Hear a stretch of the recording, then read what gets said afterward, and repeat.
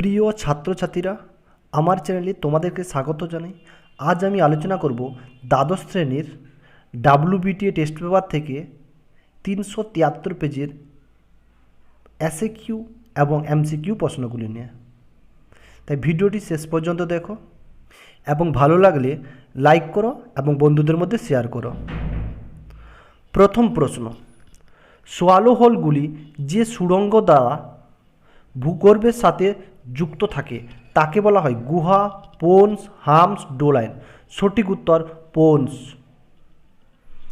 পরবর্তী প্রশ্ন, গুহার ছাদ থেকে ঝুলন্ত চুনাপাথরের স্তম্ভকে বলা হয় স্ট্যালাকমাইট, স্ট্যালাকটাইট, স্তম্ভ, কোনোটাই নয়। তাহলে সঠিক উত্তর স্ট্যালাকটাইট। তাহলে গুহার ছাদ থেকে ঝুলন্ত চুনাপাথরের স্তম্ভগুলিকে বলা হয় স্ট্যালাকটাইট এবং নিচ থেকে যেগুলি বৃদ্ধিপ্রাপ্ত হয় সেগুলিকে স্ট্যালাকমাইট বলে। এবং স্ট্যালাকটাইট এবং স্ট্যালাকমাইট বৃদ্ধিপ্রাপ্ত হয়ে যখন পরস্পর মিলিত হয় সেটাকে আমরা স্তম্ভ বলি। তাহলে কি, যে গুহার ছাদ থেকে ঝুলন্ত চুনাপাথরের স্তম্ভকে বলা হয় স্ট্যালাকটাইট। পরবর্তী প্রশ্ন, ভৌমজলের প্রধান উৎস কী? ভৌমজলের প্রধান উৎস হলো আবহিক জল বা বৃষ্টিপাত ও তুষারকলার জল। পরবর্তী প্রশ্ন, হার্ড ফ্যান গঠিত হয় ল্যাটেরাইট মৃত্তিকায়, পটজল মৃত্তিকায়, তুন্দ্রা মৃত্তিকায়, চার্নোজেম মৃত্তিকায়। সঠিক উত্তর হার্ড ফ্যান গঠিত হয় পটজল মৃত্তিকায়। পরবর্তী প্রশ্ন, কৃষ্ণ মৃত্তিকা সৃষ্টি হয়েছে যে শিলা থেকে? কৃষ্ণ মৃত্তিকা সৃষ্টি হয়েছে ব্যাসল্ট শিলা থেকে, গ্রানাইট শিলা থেকে, বেলে পাথর থেকে, কাদা পাথর থেকে। সঠিক উত্তর ব্যাসল্ট শিলা থেকে কৃষ্ণ মৃত্তিকার সৃষ্টি হয়েছে। পরবর্তী প্রশ্ন, গ্লেজিয়েশন প্রক্রিয়া বেশি কার্যকরী হয় জারণ, অঙ্গারযোজন, বিজারণ, জলযোজন প্রক্রিয়ায়। গ্লেজিয়েশন প্রক্রিয়া বেশি কার্যকরী হয় বিজারণ প্রক্রিয়ায়। পরবর্তী প্রশ্ন, ক্রান্তীয় ঘূর্ণপাতের কেন্দ্রে চাপ কত থাকে? ক্রান্তীয় ঘূর্ণপাতের কেন্দ্রে চাপ থাকে 950 মিলিবার, 900 মিলিবার, 800 মিলিবার, 750 মিলিবার। সঠিক উত্তর 950 মিলিবার। পরবর্তী প্রশ্ন, পূর্বালি তরঙ্গের গতিবেগ কত? 30 কিমি পার ঘন্টা, 25 কিমি পার ঘন্টা, 40 কিমি পার ঘন্টা, 20 কিমি পার ঘন্টা। পূর্বালি তরঙ্গের গতিবেগ সঠিক উত্তর 40 কিমি পার ঘন্টা। পরবর্তী প্রশ্ন, গ্রিন হাউস গ্যাসগুলির মধ্যে সর্বাপেক্ষা গুরুত্বপূর্ণ ও প্রধান গ্যাস হলো কার্বন ডাইঅক্সাইড।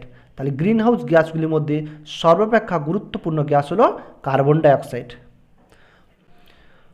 পরবর্তী প্রশ্ন, ডোডো পাখি হলো বিলুপ্ত প্রাণী, বিপন্ন প্রাণী, লুপ্তপ্রায় প্রাণী, অতি বিপন্ন প্রাণী। সঠিক উত্তর বিলুপ্ত প্রাণী। এটি মরিশাস দ্বীপে দেখা যেত, বর্তমানে এটি আর দেখা যায় না। পরবর্তী প্রশ্ন, ভারতের বিলুপ্তপ্রায় প্রাণী হলো ইঁদুর, ভারতীয় গাধা, শূকর, কস্তুরী মৃগ। সঠিক উত্তর কস্তুরী মৃগ। পরবর্তী প্রশ্ন, ভারতে বর্তমানে ব্যাঘ্র প্রকল্পের সংখ্যা কয়টি? 8টি, 21টি, 50টি, 44টি। সঠিক উত্তর 50টি। পরবর্তী প্রশ্ন, প্রাচ্যের ডান্ডি কাকে বলা হয়? প্রাচ্যের ডান্ডি বলা হয় নারায়ণগঞ্জকে। সঠিক উত্তর নারায়ণগঞ্জ। পরবর্তী প্রশ্ন, বিশ্বের শ্রেষ্ঠ কফি উৎপাদক দেশ কোনটি? বিশ্বের শ্রেষ্ঠ কফি উৎপাদক দেশ হলো ভেনেজুয়েলা, মায়ানমার, ব্রাজিল, কোস্টারিকা। সঠিক উত্তর ব্রাজিল বিশ্বের শ্রেষ্ঠ কফি উৎপাদক দেশ। পরবর্তী প্রশ্ন, স্থানান্তর কৃষি থাইল্যান্ডে কী নামে পরিচিত? থাইল্যান্ডে তামরাই, রোকা, লাডাং, হুমা। সঠিক উত্তর তামরাই। তাহলে স্থানান্তর কৃষি থাইল্যান্ডে তামরাই নামে পরিচিত। তো রোকা ব্রাজিলে রোকা নামে পরিচিত, মালয়েশিয়ায় লাডাং নামে পরিচিত, ইন্দোনেশিয়ায় হুমা নামে পরিচিত। তো স্থানান্তর কৃষি থাইল্যান্ডে তামরাই, ব্রাজিল রোকা, মালয়েশিয়া লাডাং এবং ইন্দোনেশিয়ায় হুমা নামে পরিচিত। পরবর্তী প্রশ্ন, আধুনিক শিল্প দানব বলা হয় পেট্রো রাসায়নিক শিল্পকে, খাদ্য প্রক্রিয়াকরণ শিল্পকে, লৌহ ইস্পাত শিল্পকে, কার্পাস বয়ন শিল্পকে। সঠিক উত্তর অপশান এ, পেট্রো রাসায়নিক শিল্পকে আধুনিক শিল্প দানব বলা হয়। তো লৌহ ইস্পাত শিল্পকে কী বলা হয়? লৌহ ইস্পাত শিল্পকে সকল শিল্পের জননী বা সকল শিল্পের মেরুদণ্ড বলা হয় এবং কার্পাস বয়ন শিল্পকে শিকড় আলগা শিল্প বলা হয়। তাহলে আধুনিক শিল্প দানব কাকে বলা হয়? পেট্রো রাসায়ন শিল্পকে। পরবর্তী প্রশ্ন, পেট্রো রাসায়নিক শিল্পে শীর্ষস্থান অধিকারী দেশ কোনটি? কানাডা, আমেরিকা যুক্তরাষ্ট্র, জাপান, ভারত। সঠিক উত্তর আমেরিকা যুক্তরাষ্ট্র। পরবর্তী প্রশ্ন, ভারতের বয়ন শিল্পের রাজধানী কাকে বলা হয়? ভারতের বয়ন শিল্পের রাজধানী বলা হয় কোয়েম্বাটুর, কলকাতা, মুম্বাই, আহমেদাবাদ। সঠিক উত্তর মুম্বাইকে বস্ত্র বয়ন শিল্পের রাজধানী বলা হয়। পরবর্তী প্রশ্ন, যে মহাদেশে জনসংখ্যা বৃদ্ধির হার সবচেয়ে বেশি? তাহলে জনসংখ্যা বৃদ্ধির হার সবচেয়ে বেশি আফ্রিকা মহাদেশে জনসংখ্যা বৃদ্ধির হার সবচেয়ে বেশি। পরবর্তী প্রশ্ন, ভারতের সর্বাধিক জনবহুল রাজ্য কোনটি? ভারতের সর্বাধিক জনবহুল রাজ্য হলো সিকিম, বিহার, উত্তরপ্রদেশ, মহারাষ্ট্র। তাহলে সঠিক উত্তর উত্তরপ্রদেশ সর্বাধিক জনবহুল রাজ্য। যদি বলে যে সর্বাধিক জনঘনত্বপূর্ণ রাজ্য কোনটি? বিহার। তাহলে সর্বাধিক জনঘনত্বপূর্ণ রাজ্য হচ্ছে বিহার, আর সর্বাধিক জনবহুল রাজ্য হচ্ছে গিয়ে উত্তরপ্রদেশ। পরবর্তী প্রশ্ন, ভারতের একটি উল্লেখযোগ্য প্রতিরক্ষা শহরের উদাহরণ হল আম্বালা, জব্বলপুর, হলদিয়া, ধানবাদ। তাহলে সঠিক উত্তর আম্বালা। আম্বালা একটি উল্লেখযোগ্য প্রতিরক্ষা শহর। এখন আমরা আলোচনা করব WBTA টেস্ট পেপারের 373 পেজের এসএকিউ প্রশ্নগুলি নিয়ে। প্রথম প্রশ্ন, অ্যাকুইফার কি? ভূগর্ভে প্রবেশ্য শিলাস্তরের নিচে অপ্রবেশ্য শিলাস্তর থাকলে ভৌমজল প্রবেশ্য শিলাস্তরের নিচে যেতে পারে না বলে ওই প্রবেশ্য শিলাস্তরটিতে ভৌমজল জমে যায়। ভৌমজলপূর্ণ ওই প্রবেশ্য শিলাস্তরটিকে অ্যাকুইফার বা জলবাহী স্তর বলে। তাহলে প্রবেশ্য শিলাস্তরের নিচে যদি অপ্রবেশ্য শিলাস্তর থাকে ভৌমজল শিলাস্তরের নিচে যেতে পারে না। প্রবেশ্য শিলাস্তরপূর্ণ বা ভৌমজলপূর্ণ ওই প্রবেশ্য শিলাস্তরটিকে অ্যাকুইফার বলে।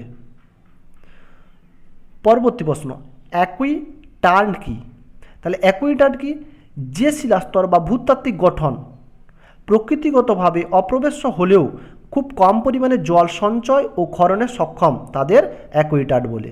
তাহলে যে শিলাস্তর বা ভূতাত্ত্বিক গঠন প্রকৃতিগতভাবে অপ্রবেশ্য হলেও খুব কম পরিমাণে জল শোষণ ও ক্ষরণে সক্ষম তাদের অ্যাকুইটার্ন বলে।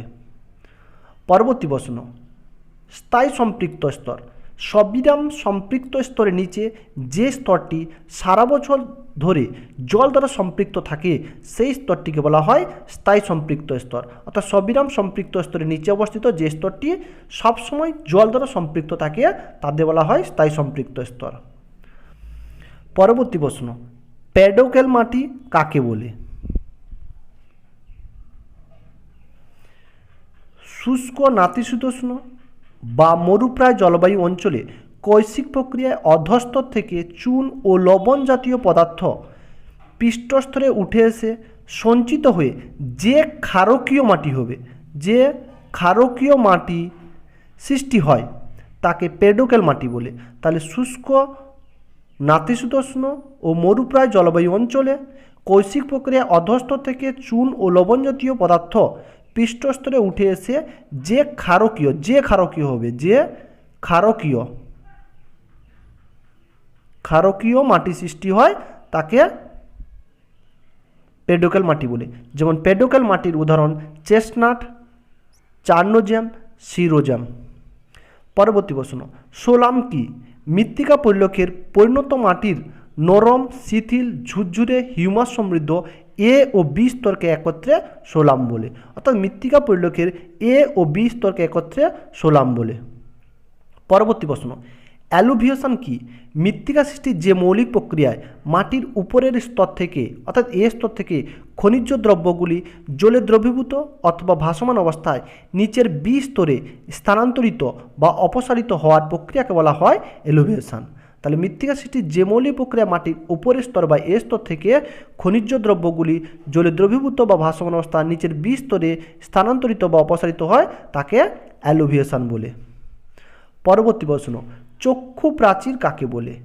ক্রান্তীয় ঘূর্ণপাতে চোখের চারপাশে 10 থেকে 12 কিমি ব্যাসযুক্ত যে বলয় থাকে যেখানে কিউমুলো নিম্বাস ম্যাগ থেকে বজ্রবিদ্যুৎ সহ সর্বাধিক বৃষ্টিপাত সংঘটিত হয় তাকে চক্ষু প্রাচীর বলে। পরবর্তী প্রশ্ন, জেড বায়ুপ্রবাহ কাকে বলে? সমুদ্রপৃষ্ঠ থেকে 10 থেকে 12 কিমি উচ্চতায় একটি সংকীর্ণ পথ দিয়ে আঁকাবাঁকা বা সর্পিলভাবে পশ্চিম থেকে পূর্ব দিকে প্রবাহিত প্রবল গতিবেগ সম্পন্ন এক শীতল অতি শীতল বায়ুপ্রবাহকে জেড স্ট্রিম বলে। পরবর্তী প্রশ্ন, কোন বায়ুস্তরকে প্রাকৃতিক সৌরপদ্মা বলা হয়? স্ট্র্যাটোস্ফিয়ারকে প্রাকৃতিক সৌরপদ্মা বলা হয়। পরবর্তী প্রশ্ন, ওজোন স্তরের ঘনত্ব কোথায় কত? ওজোন স্তরের ঘনত্ব নিরক্ষীয় অঞ্চলে ওজোন স্তরের ঘনত্ব 250 ডপসন, নাতিশীতোষ্ণ অঞ্চলে ওজোন স্তরের ঘনত্ব 350 ডপসন এবং মেরু ও উপমেরু অঞ্চলে ওজোন স্তরের ঘনত্ব 450 ডপসন। বিটা বৈচিত্র্য কাকে বলে? পরিবেশের বিশেষ কোনো উপাদানের পরিবর্তনের অভিমুখে প্রজাতিগত পরিবর্তনের মাত্রাকে বিটা বৈচিত্র্য বলে। পরিবেশের বিশেষ কোনো উপাদানের পরিবর্তনের অভিমুখে প্রজাতিগত পরিবর্তনের মাত্রাকে বিটা বৈচিত্র্য বলে। পরবর্তী প্রশ্ন, আলফা বৈচিত্র্য থেকে কি জানা যায়? আলফা বৈচিত্র্য থেকে সীমিত অঞ্চলের প্রাণীর সংখ্যা নির্ধারণ, স্থান অনুসারে সংখ্যার পরিবর্তনের কারণ অনুসন্ধান, বিশ্লেষণ ও সিদ্ধান্তে উপনীত হওয়া ইত্যাদি ক্রিয়াকলাপ এই বৈচিত্র্যের অন্তর্ভুক্ত। পরবর্তী প্রশ্ন, গ্রিন ডাটা বুক কাকে বলে? বিলুপ্তর অবলুপ্তির বিপদ থেকে মুক্ত প্রাণীদের তথ্য যে বইতে লিপিবদ্ধ করা হয় তাকে গ্রিন ডাটা বুক বলে। তাহলে অবলুপ্তির বিপদ থেকে মুক্ত প্রাণীদের তথ্য যে বইতে লিপিবদ্ধ করা হয় তাকে গ্রিন ডাটা বুক বলে। পরবর্তী প্রশ্ন, সবুজ বিপ্লব কাকে বলে? স্বাধীনতার পরবর্তীকালে 1960 দশক থেকে ভারতের কৃষি ব্যবস্থার আমূল পরিবর্তন আসে। চিরাচরিত কৃষি পদ্ধতির পরিবর্তে আধুনিক কৃষি প্রযুক্তি, সার ও উচ্চ ফলনশীল বীজের সাহায্যে নতুন কৃষি পদ্ধতি গড়ে তোলা হয়, তাকে সবুজ বিপ্লব বলে। পরবর্তী প্রশ্ন, শস্য সমন্বয় ধারণার সর্বপ্রথম কে দেন? শস্য সমন্বয়ে ধারণা দেন জেসি উইভার। পরবর্তী প্রশ্ন, সহায়ক শিল্প কাকে বলে? যে সমস্ত শিল্প অন্য কোনো শিল্পকে তাদের প্রয়োজনীয় কাঁচামাল হিসেবে নিজেদের উৎপাদিত পণ্য যোগান দেয় তাকে সহায়ক শিল্প বলে। অর্থাৎ যে সমস্ত শিল্প অন্য কোনো শিল্পকে তাদের প্রয়োজনীয় কাঁচামাল হিসেবে নিজেদের উৎপাদিত পণ্য যোগান দেয় তাকে সহায়ক শিল্প বলে। পরবর্তী প্রশ্ন, অনুসারী শিল্প কাকে বলে? যখন কোনো একটি প্রধান শিল্পকে কেন্দ্র করে অনেক রকমের সহকারী শিল্পের বিকাশ ঘটে তখন তাদের অনুসারী শিল্প বলে। পরবর্তী প্রশ্ন, আইসোটিম বলতে কি বোঝো? ওয়েবারের মতে শিল্পের পরিবহন ব্যয় শিল্পের পরিবহন ব্যয় দুভাবে হয়, শিল্পকেন্দ্র থেকে কাঁচামাল আনার ব্যয় এবং শিল্পজাত দ্রব্য বাজারে পাঠানোর ব্যয়। এই দুই ধরনের পরিবহন ব্যয়কে পৃথকভাবে বোঝানোর জন্য ওয়েবার যে সমকেন্দ্রিক বৃত্তাকার রেখা কল্পনা করেছেন তাকে আইসোটিম বা সমপরিবহন রেখা বলে। পরবর্তী প্রশ্ন, অতি নিবিড় জনঘনত্ব অঞ্চল কাকে বলে? পৃথিবীর যে সমস্ত অঞ্চলে প্রতি বর্গকিমিতে 100 জনের বেশি লোক বসবাস করে সেই অঞ্চল অতি নিবিড় জনবসতি যুক্ত অঞ্চল নামে পরিচিত। তাহলে পৃথিবীর যে সমস্ত অঞ্চলে প্রতি বর্গকিমিতে 100 জনের বেশি লোক বসবাস করে সেই সকল অঞ্চল অতি নিবিড় জনবসতিযুক্ত অঞ্চল নামে পরিচিত। পরবর্তী প্রশ্ন, মানুষ জমির অনুপাতের সূত্রটি লিখো। তাহলে মানুষ জমির অনুপাত সমান মোট জনসংখ্যা ডিভাইডেড বাই মোট কার্যকর জমি ইন্টু জমির উৎপাদন ক্ষমতা। পরবর্তী প্রশ্ন, শিল্পভিত্তিক গ্রাম কি? যেসব গ্রামের অধিবাসীরা নানা রকম কুটির শিল্পে নিযুক্ত থেকে জীবিকা নির্বাহ করে সেই সব গ্রামকে শিল্পভিত্তিক গ্রাম বলে। ভিডিওটি সম্পূর্ণ দেখার জন্য ধন্যবাদ। টেস্ট পেপারে পরবর্তী প্রশ্নের অ্যান্সারগুলি পাওয়ার জন্য চ্যানেলটি সাবস্ক্রাইব করুন।